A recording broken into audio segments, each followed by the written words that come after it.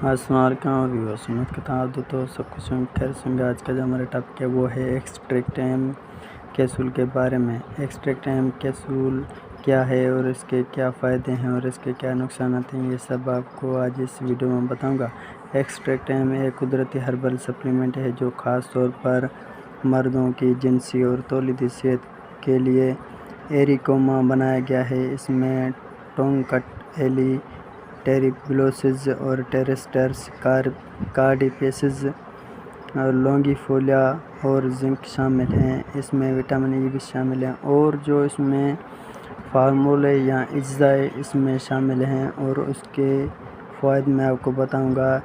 اگر آپ میرے چینل پر نئے ہیں تو میرے چینل شیویکا میڈیسن کو سبسکرائب کریں، ویڈیو کو لائک کریں، ساتھ میں بیل آئیکن کو پریس کریں تاکہ ایسی بہت اچھی سی ویڈیو آپ تک پہنچ سکے۔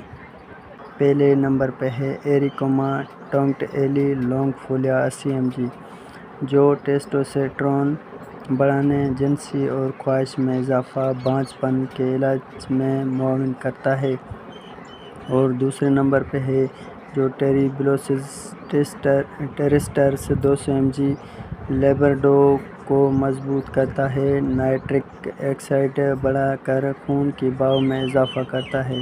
اور تیسرے نمبر پہ جو ہے کارڈیسیپس سینسز 50 mg، توانائی میں اور استقامت اور قوت مدافعت کو بڑھاتا ہے۔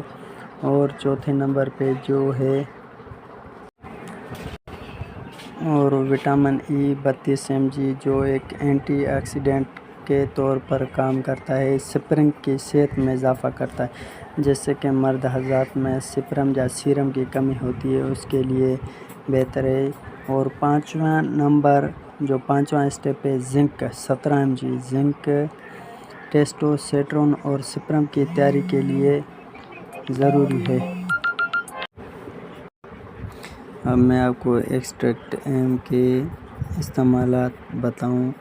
خوراک روزانہ 2 کیپسول، ایک صبح اور ایک شام استعمال کر سکتے ہیں۔ اگر آپ کو زیادہ مقدار میں یہ استعمال کرنا ہے تو بہتر نجات کے لیے کم سے کم 3 سے 6 ماہ تک استعمال کریں۔ اب میں آپ کو ایکسٹریکٹ ایم کے فوائد بتاؤں۔ جنسی قوت میں اضافہ، ٹیسٹوسٹیرون، صحت کی میں بہتری، استقامت اور توانائی میں اضافہ، سپرم اور معیار بہتر بناتا ہے، بانجھ پن میں مددگار ہے، ہارمونز توازن کو بہتر بناتا ہے، قوت مدافعت میں اضافہ۔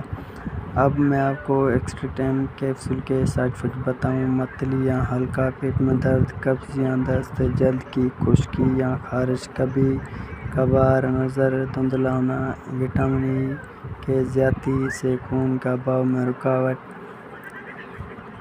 اگر آپ کو نوٹ کہ اگر کوئی دائمی مرض یا کوئی دوسرا دوا استعمال کر رہے ہیں تو پہلے ڈاکٹر سے مشورہ ضرور کریں۔ اب میں اس کے آپ کو احتیاطی تدابیر بتاؤں۔ ٹھنڈی اور خشک جگہ پر محفوظ رکھیں، دھوپ یا تیز گرمی سے بچائیں، بچوں کی پہن سے دور رکھیں، تجویز کردہ خوراک سے زیادہ استعمال نہ کریں۔